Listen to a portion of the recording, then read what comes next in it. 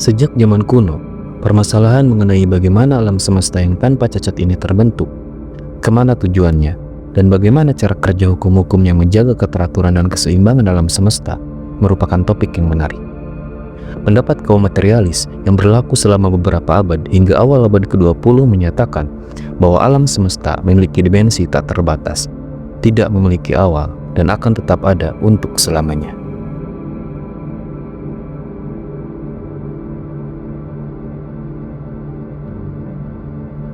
Pada tahun 1929, di Observatorium Mount Wilson, California, seorang astronom Amerika bernama Edwin Hubble membuat salah satu temuan terpenting dalam sejarah astronomi.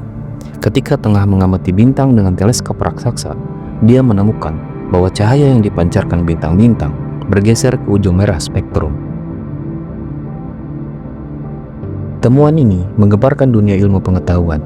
Berdasarkan hukum-hukum fisika yang diakui, spektrum sinar cahaya yang bergerak mendekati titik pengamatan akan cenderung ungu, sementara sinar cahaya yang bergerak menjauhi titik pengamatan akan cenderung merah. Pengamatan Hubble menunjukkan bahwa cahaya dari bintang-bintang cenderung ke arah warna merah. Ini berarti bahwa bintang-bintang tersebut senantiasa bergerak menjauhi kita.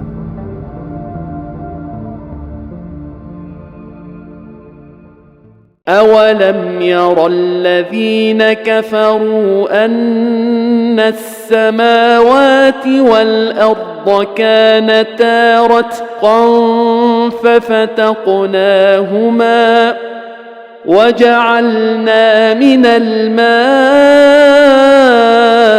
كُلَّ شَيْءٍ حَيٍّ أَفَلَا يُؤْمِنُونَ.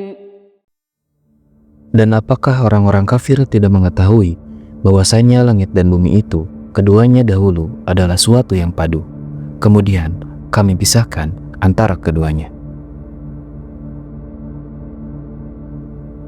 Ini adalah deskripsi yang sangat mirip dengan konsep ledakan besar yang memisahkan langit dan bumi, membentuk alam semesta yang kita kenal saat ini. Ayat ini menunjukkan pemisahan dua elemen yang sebelumnya bersatu yang menjadi inti dari teori Big Bang.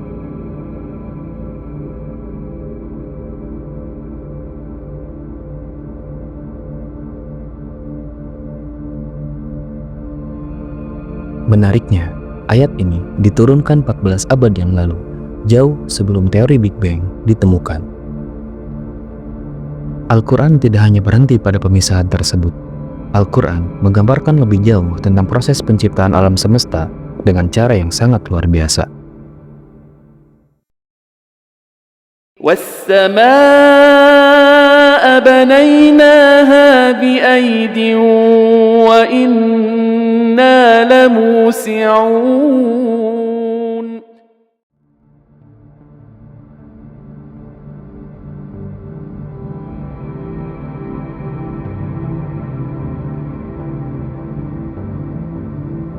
Ini adalah pernyataan tentang pemuaian alam semesta yang baru ditemukan pada abad ke-20 melalui teori Big Bang dan pengamatan terhadap radiasi latar belakang kosmik. Penemuan ini menunjukkan bahwa alam semesta tidaklah statis, melainkan terus mengembang sejak awal mula penciptaannya.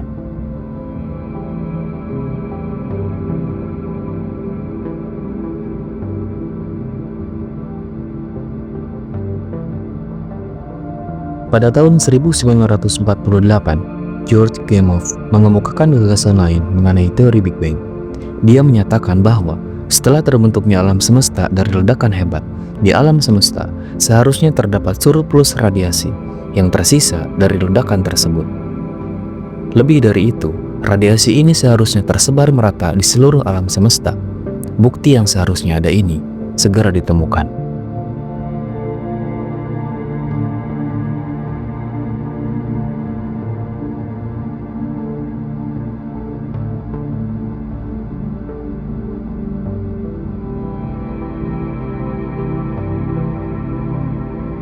Pada tahun 1965, dua orang peneliti bernama Arno Venesias dan Robert Wilson menemukan gelombang ini secara kebetulan. Radiasi yang disebut radiasi latar belakang ini tampaknya tidak memancar dari sumber tertentu, tetapi meliputi seluruh ruang angkasa. Dengan demikian, dapat dipahami bahwa Gelombang panas yang memancar secara seragam dari segala arah di angkasa ini merupakan sisa dari tahapan awal Big Bang. Penzias dan Wilson dianugerahi hadiah Nobel untuk temuan ini.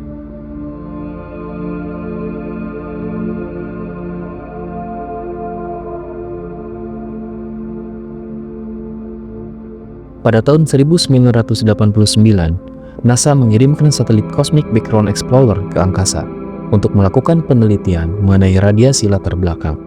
Pemindai sensitif pada satelit hanya membutuhkan waktu 8 menit untuk menegaskan perhitungan Penzias dan Wilson. Satelit itu telah menemukan sisa-sisa ledakan hebat yang mengawali terbentuknya alam semesta. Temuan ini semakin menguatkan konsep teori Big Bang dan menariknya sesuai dengan deskripsi pemuaian alam semesta yang disebutkan dalam Al-Quran.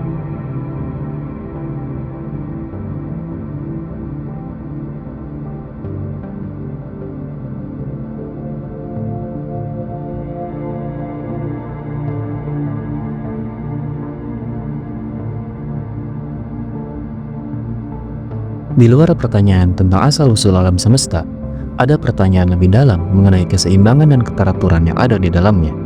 Dari pergerakan bintang hingga rotasi planet, semuanya tampak teratur dan bekerja dalam hukum yang sangat spesifik.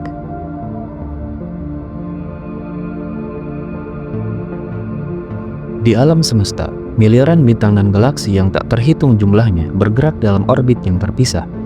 Meskipun demikian, semuanya berada dalam keserasian. Bintang, planet, dan bulan beredar pada sumbunya masing-masing dan dalam sistem yang ditempatinya masing-masing. Terkadang, galaksi yang terdiri dari 200 sampai 300 miliar bintang bergerak melalui satu sama lain. Selama masa peralihan dalam beberapa contoh yang sangat terkenal yang diamati oleh para astronom, tidak terjadi tabrakan yang menyebabkan kekacauan pada keteraturan alam semesta.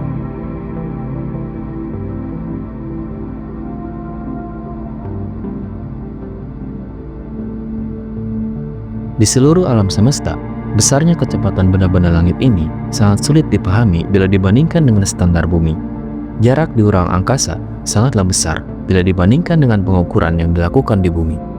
Dengan ukuran raksasa yang hanya mampu digambarkan dalam angka saja oleh ahli matematika, bintang dan planet yang bermassa miliaran atau triliunan ton, galaksi dan gugus galaksi bergerak di ruang angkasa dengan kecepatan yang sangat tinggi.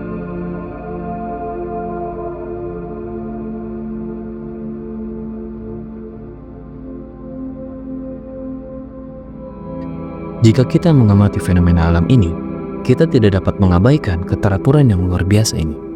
Semua elemen di alam semesta bergerak dengan cara yang presisi dan teratur, seolah alam semesta ini sengaja diatur oleh suatu kekuatan yang lebih tinggi. Al-Quran menggambarkan semua ini sebagai ciptaan Allah yang tidak dapat dicapai oleh tangan manusia.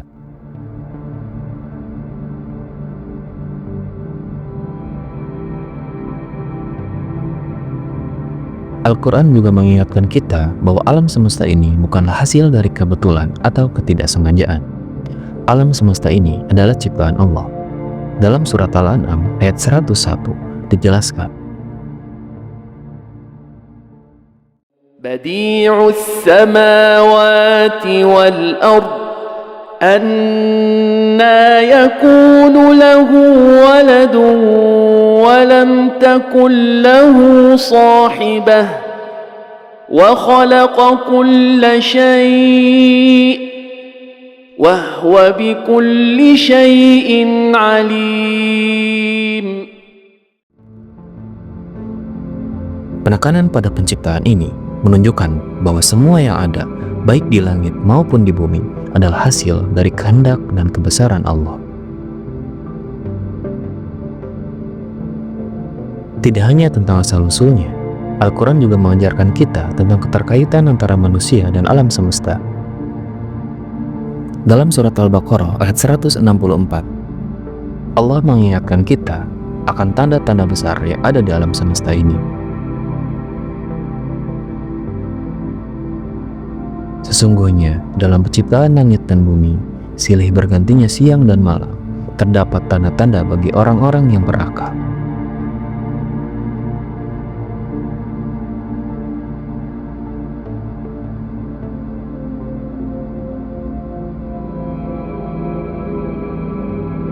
Tanda-tanda tersebut harus dimanfaatkan untuk mendekatkan diri kepada Allah, bukan untuk dihancurkan atau dirusak.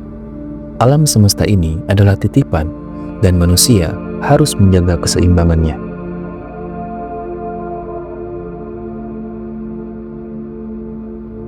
Dalam pandangan ilmiah, alam semesta adalah hasil dari suatu ledakan besar yang telah berlangsung sejak miliaran tahun yang lalu. Namun, dari sudut pandang spiritual, penciptaan alam semesta adalah wujud kebesaran Allah yang tidak hanya dapat dijelaskan oleh sains, tetapi juga oleh iman dan pemahaman kita akan kehendaknya.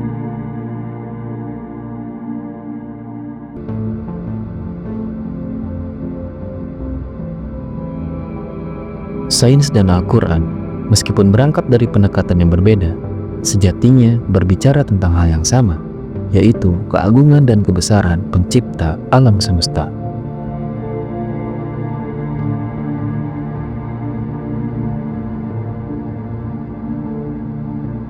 Alam semesta ini tidak hanya diciptakan, tetapi juga dijaga dan diatur dengan penuh kehendak ilahi.